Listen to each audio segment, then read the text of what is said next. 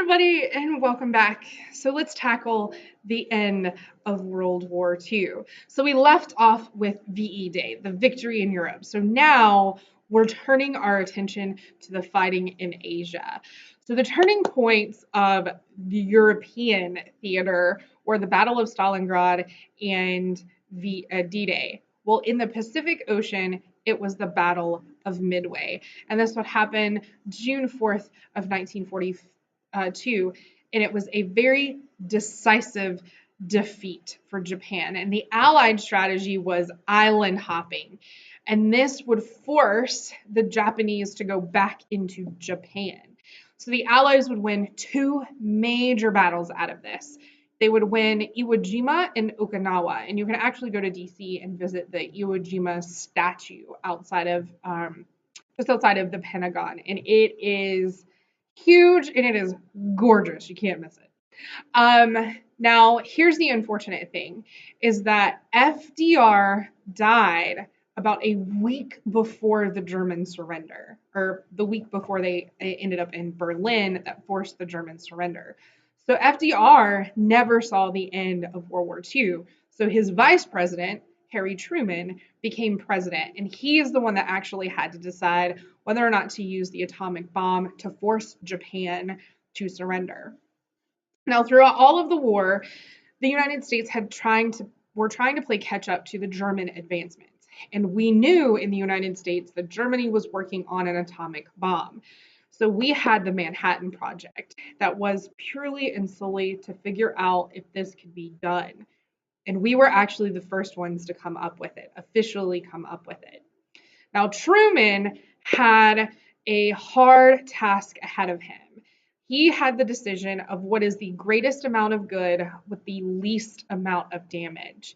And to Truman, his decision came down to is how we either invade the island of Japan and risk hundreds of thousands of American soldiers, or we drop the bomb and risk thousands of soldiers in Japan. And here's the thing. They were not targeting cities. They were targeting military installations that just happened to be next to cities. Truman ultimately does decide to use the bombs, and he dropped Little Boy on Hiroshima on August 6, 1945. And it was such a shock to the world that the Japanese were like, how do we even know this is an atomic bomb because nobody has this technology yet? So they did not surrender. So then the US dropped Fat Man on Nagasaki on August 9th. Now, this means that the complete and utter destruction of two towns happened within the course of days. And it took the Japanese realizing and seeing the damage. They knew that it was over. They couldn't risk anything else. So they officially surrendered on August 14th, 1945, and this is known as VJ Day. This is victory over Japan. Now, the bombs, we didn't actually understand what the full-on consequences of this would be until much later. Like, we completely and utterly destroyed, leveled two cities. And now this actually sent a very strong message.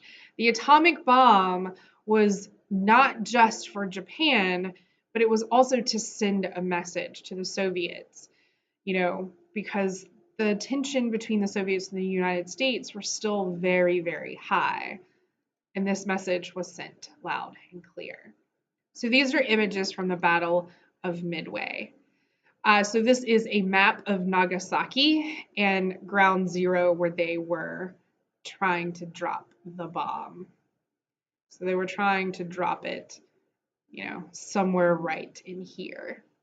And you can tell that this is an entire city, right? Yeah, we're not always on the right side of history. And so these are the celebrations for VJ Day. This means that World War II is officially over.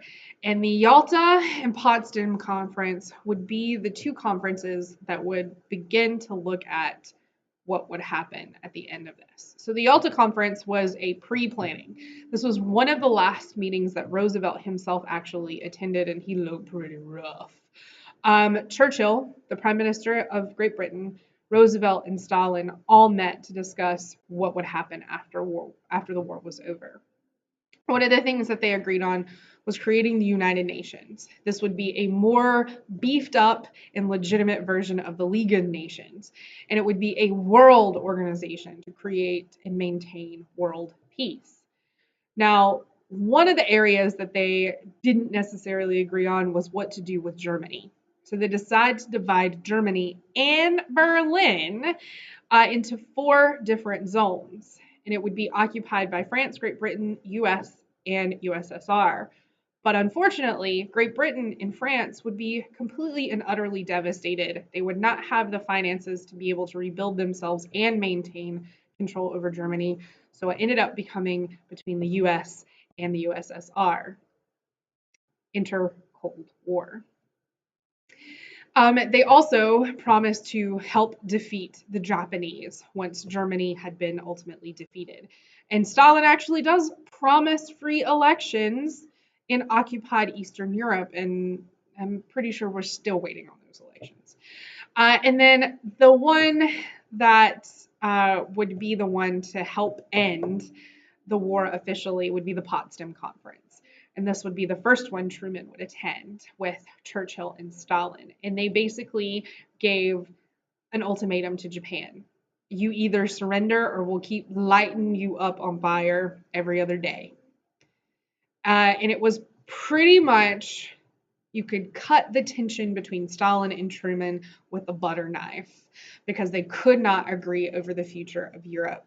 Stalin has not begun free elections as he promised, right? So Truman essentially takes control over the Allied side of Britain or Germany and Berlin at that point in time. And that's when you have the Marshall Plan come into play, which we'll talk about a little later. But what you should know is at the end of World War II, there was this new world order that emerged. So one, in Europe, the Nazi plans for Eastern Europe was to remove the native Slavs and have Germans to resettle, while Heinrich Himmler was actually put in charge of this resettlement campaign. And that's when they passed the Nuremberg laws to get rid of the Slavs and to get rid of the Jewish people. That's one of the reasons why they had to start wearing the Star of David. And they boycotted this. They took away all the Jewish rights, as I mentioned earlier. And Jews were definitely not allowed to be judges and teachers and lawyers and soldiers or anything like that. And this is what it actually looks like, how they dictated, who was German and who was not. Yeah, it was not good. So, the major debate in December 12th of 1938 was, should the U.S. offer a haven in this country for Jewish people? And what you should know and understand that college students were also surveyed in this by Northwestern University, and the students actually said no. The majority of students said we should not get involved whatsoever. And so we stayed out of it. So what you should understand is that the Holocaust came out of this idea of the racial struggle. It was in Hitler's ideology, this Aryans versus everyone else, specifically Jewish people. So the plan for the Jewish population was called the Final Solution. And Heinrich Himmler was the top man over this. And him and the SS were the ones to carry it out. And the final solution meant genocide, this physical extermination of a particular ethnic group. So you see how they did it. They had mobile gas vans, and then they just were openly shooting people in the street. You also had Einsatzgruppen, which was the first moved Jews into the ghettos, and then later to death camps. What Einsatzgruppen actually did was it made it seem normal to have this group of people be moved so that nobody would ask questions once their Jewish neighbors had disappeared. Because once the Einsatzgruppen um, was put into play, Jewish people moved from their homes to the ghettos, and then they were taken from ghettos to death camps. Hitler actually felt that this process of Einsatzgruppen was too slow. So he industrialized killing people. He transported victims via trains. He had machines and technology that killed them. Doctors would perform some of the most gruesome procedures on Jews. They would be boiled, frozen, poisoned, cut to pieces. And the worst of them was the angel of death, Joseph Mengele. Ooh. Read the article, read the bio. He was in charge of some of the most gruesome projects that ever to come out of Germany. So read the bio because we're going to talk about his nickname and what happened to him. You also see this resistance emerge in the Warsaw Ghetto. On October 19th, the first night of Passover, Nazi soldiers actually arrived in the ghetto to deport more Jews, but they were greeted with pistol shots and Molotov cocktails and hand grenades. Suck it, Nazis. But it still wasn't enough for them. Nazis limited the food for Jews while they were living in ghettos. They gave them ration cards so that they would weaken their bodies. The average person needs 2,000 calories a day.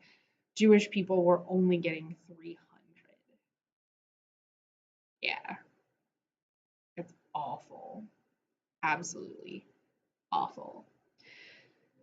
And this is the train or the railroad that would lead into Auschwitz, one of the worst Nazi death camps.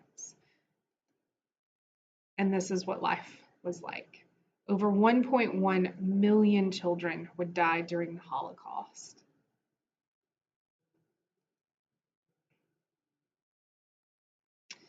Nazis even began tattooing numbers on prisoners. There were triangles that were made out of fabric that were sewn into the jackets and trousers of prisoners.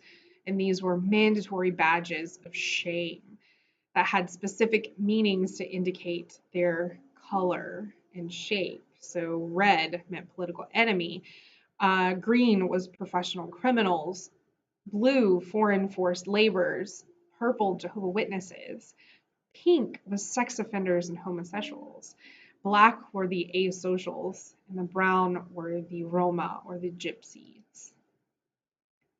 Yeah. And this would be, the symbols that they were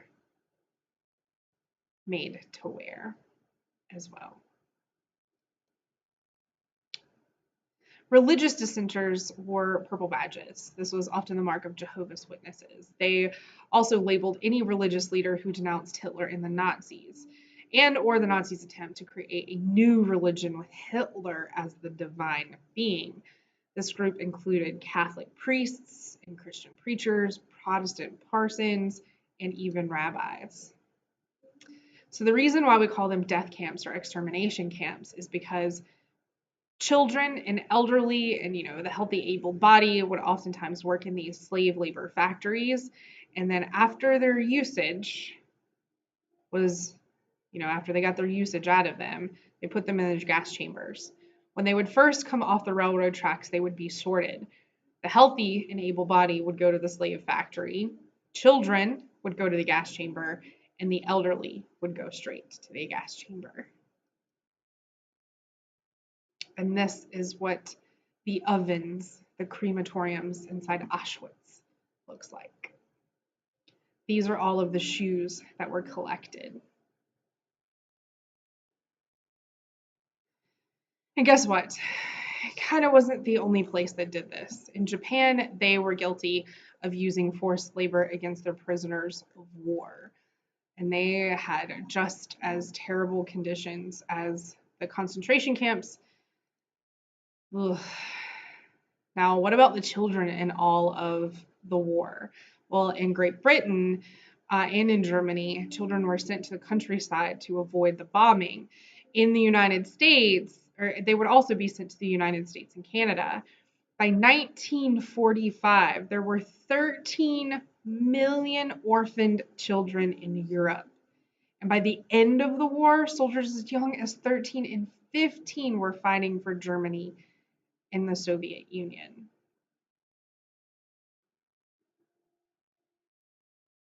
Terrible. Absolutely terrible. And this is food for thought, y'all. First, they came for the communists, and I did not speak out because I was not communist. Then they came for the socialists. I did not speak out because I am not socialist. Then they came for the trade unionists, and I did not speak out because I was not a trade unionist. Then they came for the Jews, and I did not speak out because I was not a Jew. And then they came for me, and there was no one left to speak for me. We'll talk more. Bye, y'all.